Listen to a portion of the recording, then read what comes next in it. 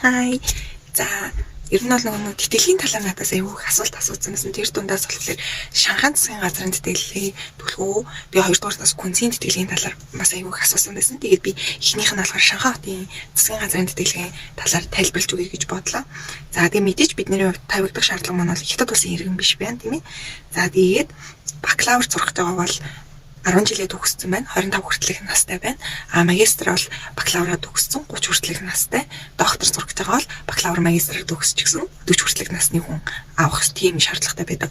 Хэлний төвшин нь ямар байх ёстой вэ гэхээр их сургууль болгоны одоо HSK болон IELTS TOEFL-ийн оноо өөр байдаг, шаардлага нь өөр гэсэн үг байхгүй. Гэхдээ ихэнх сургуулиуд HSK 4-өөс дээш гэсэн шаардлагатай байдаг. IELTS TOEFL нь болохоор 6 гэсэн шаардлагатай байдаг. Тэгээд сургууль бүрээсээ хамаарат хугацаа нь янз бүр байдаг. 3-аас 5 сарын хооронд бид нар apply хийх боломжтой. Ер нь бол нэг тэтгэлгүүдийн нэг шаардлага байдаг. Тэр нь юу юм бэ гэхээр бид нар давхар санхүүжилт авч болохгүй.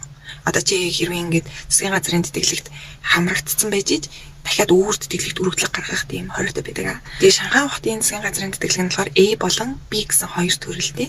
A төрөл нь болохоор сургалтын төлбөр, амжиргааны болон дотор байрны зардал, эрүүл мэндийн даатгал нь хамрагддаг бол B төрөлд нь сургалтын төлбөрийн хөнгөлөлт болон эрүүл мэндийн даатгал хамрагдана гэсэн үг. Тэгэхээр бид амжиргааны болон дотор байрны зардалыг өөрсдөө даана гэсэн үг. За тэгээд Шанхай хотын засгийн газрын тэтгэлэгт эдгээр сургуулиуд багтдаг байх нэ.